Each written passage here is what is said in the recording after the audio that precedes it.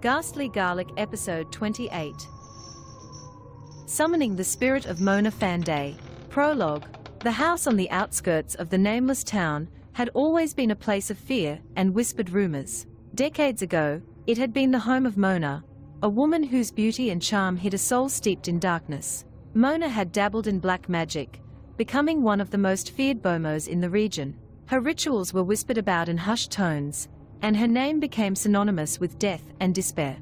The townspeople had finally put an end to her reign of terror, but even in death, her malevolent spirit lingered, bound to the house that had witnessed her darkest deeds. Farah, a young woman with an insatiable curiosity for the occult, had always been drawn to the mysteries of the supernatural. Her interest was not merely academic. It was a consuming passion that led her to the most forbidden corners of dark lore. When she heard of Mona's house, she knew she had to explore it, despite the warnings and the palpable sense of dread that surrounded it. Chapter 1: The Awakening. The moon hung high in the ink-black sky, casting a ghostly pallor over the dilapidated house on the outskirts of a nameless town in Malaysia. The house had stood there for decades, its crumbling walls and shattered windows a silent testament to the horrors it had witnessed. It was once the residence of Mona, a notorious figure known for her dark practices and unspeakable deeds. Her name had been whispered in hushed tones long after her death, a reminder of the terror she had inflicted. Farah, a young woman in her late 20s, had always been drawn to the macabre. Her fascination with the occult had led her to this place, a site shunned by the locals and left to decay. She had heard the stories, read the articles, and scoured the internet for every scrap of information about Mona and her infamous house. Despite the warnings, she was determined to uncover the truth. With a flashlight in hand, Farah stepped over the threshold, her heart pounding in her chest. The air inside was thick with dust and the scent of decay. She could feel the weight of the past pressing down on her, a palpable sense of dread that seemed to emanate from the very walls. Undeterred, she made her way through the darkened halls, her footsteps echoing eerily in the silence. In the main hall, a portrait of Mona hung on the wall, her eyes seeming to follow Farah as she moved. The portrait was old and faded, but the malevolence in Mona's gaze was unmistakable. Farah shivered, feeling a chill run down her spine. She had come here seeking answers, but now she wondered if she was prepared for what she might find. As she explored the house, Farah discovered a hidden room behind a false wall. Inside, she found an altar covered in strange symbols and objects that radiated a dark energy. Among them was a book, bound in black leather and adorned with runes. It was Mona's grimoire, a book of spells and incantations that held the secrets of her power. Farah's hands trembled as she reached for the book. She knew she was crossing a line, delving into a world that was best left undisturbed. But her curiosity got the better of her, and she opened the book. The pages were filled with strange symbols and writings, some in languages she couldn't understand. But there was one spell that caught her eye, a ritual for summoning spirits. She read the spell aloud, her voice barely above a whisper. As she spoke the final words, the air around her grew colder, and the room was plunged into darkness. A sense of foreboding washed over her, and she knew she had awakened something. The ground beneath her feet seemed to tremble, and she could hear a faint whispering in the air. Suddenly, the darkness was pierced by a pair of glowing eyes. A figure emerged from the shadows, its form indistinct, but unmistakably menacing. It was Mona, or at least a manifestation of her spirit, summoned by Farah's incantation. The figure moved closer, and Farah could feel the coldness emanating from it. "You dare to summon me?"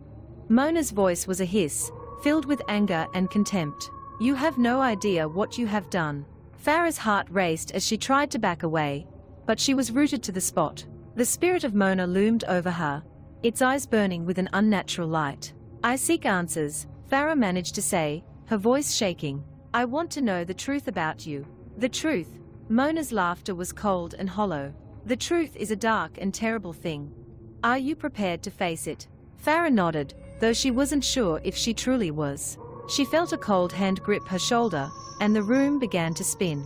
The world around her dissolved into darkness, and she was plunged into a vision of the past. She saw Mona as she had been in life, a woman of great beauty and charisma, but with a heart as black as night. She saw the rituals, the sacrifices, and the dark magic that had granted her power. She saw the people who had fallen victim to her spells, their lives destroyed by her malevolence. And she saw the moment of Mona's downfall, when she had been captured and executed for her crimes. But even in death, Mona's spirit had not been at peace. She had bound herself to the house, her soul trapped in a liminal space between life and death. And now, through Farah's actions, she had been given the chance to return. The vision ended as abruptly as it had begun, and Farah found herself back in the darkened room. The spirit of Mona was still there, watching her with a cold, calculating gaze. "You wanted the truth," Mona said. "Now you have it, but there is a price for such knowledge." Farah felt a chill settle over her heart. She knew that she had unleashed something terrible, something that could not be easily contained. The spirit of Mona was free, and she would stop at nothing to reclaim the power she had lost. As Farah fled the house, she could hear Mona's laughter echoing in the darkness. She knew that her life would never be the same, and that she had become a part of a story that was far from over. The spirit of Mona was loose in the world, and a new chapter of terror was about to begin. Chapter 2, The Unseen. Farah's encounter with Mona's spirit had left her shaken, but she was determined not to let fear control her. She had returned to her apartment, a small but cozy space in the heart of the city. The familiar surroundings provided some comfort, but the events of the previous night weighed heavily on her mind. She spent hours poring over the grimoire she had taken from Mona's house. The book was a treasure trove of dark knowledge, filled with spells and incantations that defied comprehension. Farah knew she was treading dangerous ground, but her curiosity was insatiable. She had to understand what she had unleashed. As she delved deeper into the book, she began to notice strange occurrences around her apartment. Objects would move on their own, shadows would flicker at the edge of her vision, and she could hear faint whispers in the dead of night. It was as if the spirit of Mona had followed her, a dark presence that lingered just out of sight. One evening, as Farah sat at her desk, she felt a sudden chill. The room grew colder, and the air seemed to thicken. She looked up and saw a figure standing in the doorway, a woman with long, dark hair and piercing eyes. It was Mona. "You cannot escape me," Mona said, her voice a low, menacing whisper. "You have brought me back, and now you must pay the price."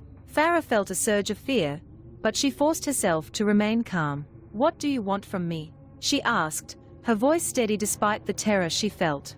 Mona's eyes gleamed with a malevolent light. "I want what was taken from me," she said.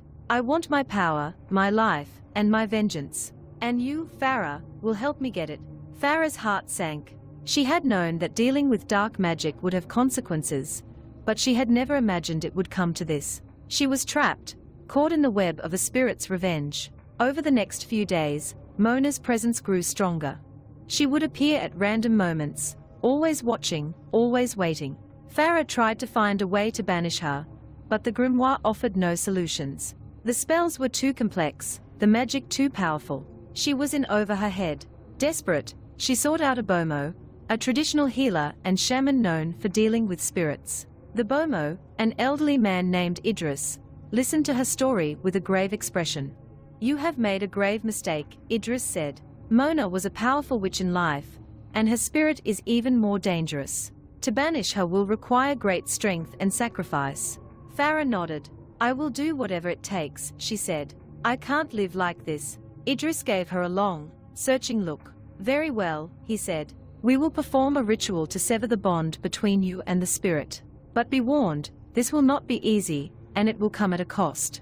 The night of the ritual, Farah felt a sense of foreboding as she arrived at Idris's home. The air was thick with the scent of incense, and candles flickered in the dim light. Idris had prepared a circle of protection, and he instructed Farah to sit in the center. As Idris began to chant, Farah felt a strange pressure building around her. The air seemed to vibrate with energy, and she could hear a faint whispering. She closed her eyes, trying to focus on the ritual, but the fear gnawed at her. Suddenly, she felt a cold hand grip her shoulder. She opened her eyes and saw Mona standing before her, her eyes burning with fury. "You cannot banish me," Mona screamed. "I am eternal." Farah's heart pounded as she tried to hold onto the circle of protection. Idris continued to chant, his voice growing louder and more insistent. The air crackled with energy, and Farah could feel the spirit's anger pressing down on her. With a final, desperate cry, Mona's spirit was torn from the room. The air grew still, and the oppressive weight lifted. Farah felt a sense of relief, but also a lingering fear. She knew that Mona's spirit was not truly gone, only banished for a time. Idris looked at her, his face etched with exhaustion. "The bond is broken," he said, "but you must be careful. The spirit will seek revenge, and you must be prepared." Farah nodded, feeling a mix of gratitude and dread. She had survived the encounter, but the threat was far from over. The spirit of Mona was still out there, waiting for the right moment to strike. And Farah knew that her ordeal was far from over. Chapter 3: The Descent. The days turned into weeks, and the initial sense of relief that Farah felt after the ritual began to dissipate. The fear and anxiety gnawed at her, and the whispers in the dark returned. Despite Idris's reassurances, she felt Mona's presence growing stronger, more insistent. Her nights were filled with restless sleep and terrifying visions. Farah's obsession with the grimoire deepened. She spent hours studying its pages, trying to find a way to permanently banish Mona. The more she read, the more she realized how powerful Mona had been, and how dangerous her spirit could be. The spells were complex, the magic dark and twisted. Farah knew she was treading dangerous ground, but she had no choice. One night, as she was poring over the grimoire, she felt a sudden chill. The air around her grew cold, and the room was plunged into darkness. She looked up and saw Mona standing in the doorway, her eyes glowing with an unnatural light. "You cannot escape me," Mona hissed. "I will have my revenge." Farah's heart pounded as she tried to back away, but she was rooted to the spot. Mona moved closer, her form shifting and twisting in the darkness. Farah could feel the coldness emanating from her, the malevolence that seemed to seep into her very soul. "You have taken everything from me," Mona said, her voice filled with anger and contempt. "Now, I will take everything from you." Farah felt a surge of fear, but also a sense of determination. She had faced Mona before, and she would do it again. She grabbed the grimoire and began to recite a banishing spell, her voice steady despite the terror she felt. The air around her seemed to thicken, and she could feel Mona's presence growing stronger. The room was plunged into darkness, and Farah could hear the sound of footsteps approaching. She continued to chant, her voice growing louder with each word. Suddenly, a figure emerged from the shadows, its eyes glowing with an unnatural light.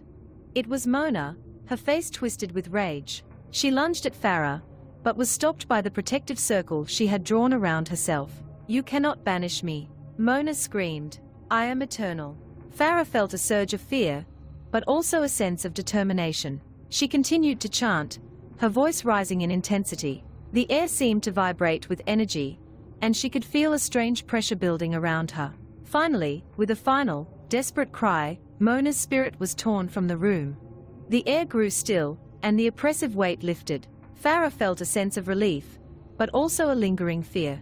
She knew that Mona's spirit was not truly gone, only banished for a time. In the days that followed, Farah tried to move on with her life, but the fear never left her.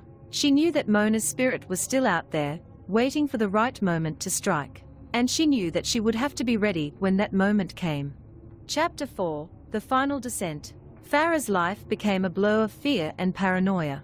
The once vibrant and curious woman was now a shadow of her former self, haunted by the ever-present threat of Mona's spirit.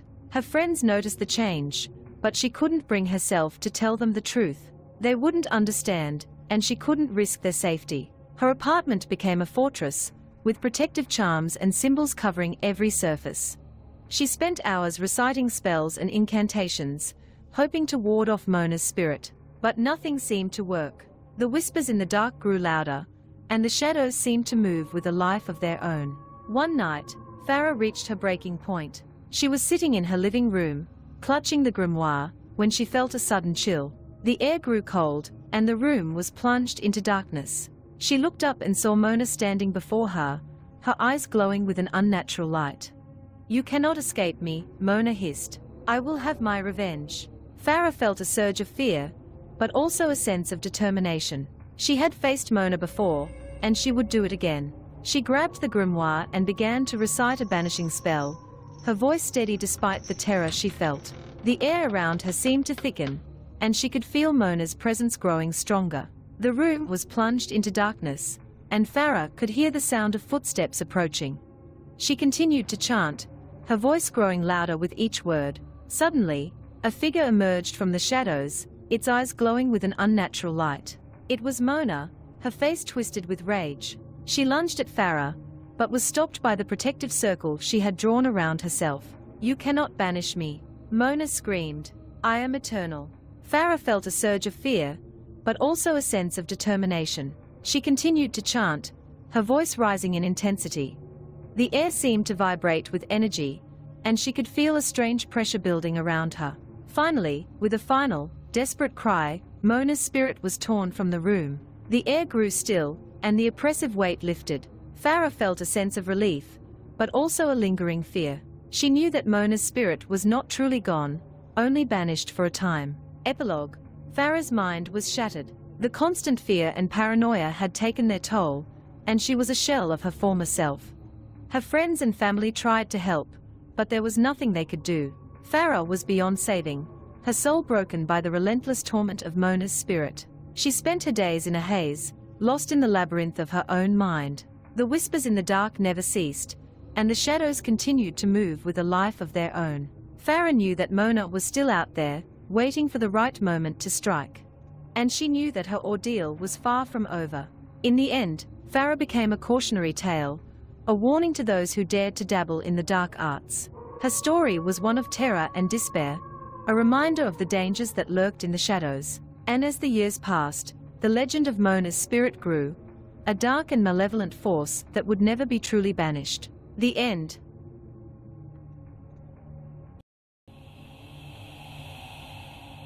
Thanks for tuning in to our podcast. If you enjoyed our exploration of ghosts, mythical creatures, and urban legends, please share it with your friends. Don't forget to subscribe for more thrilling episodes. Until next time, my beloved listeners.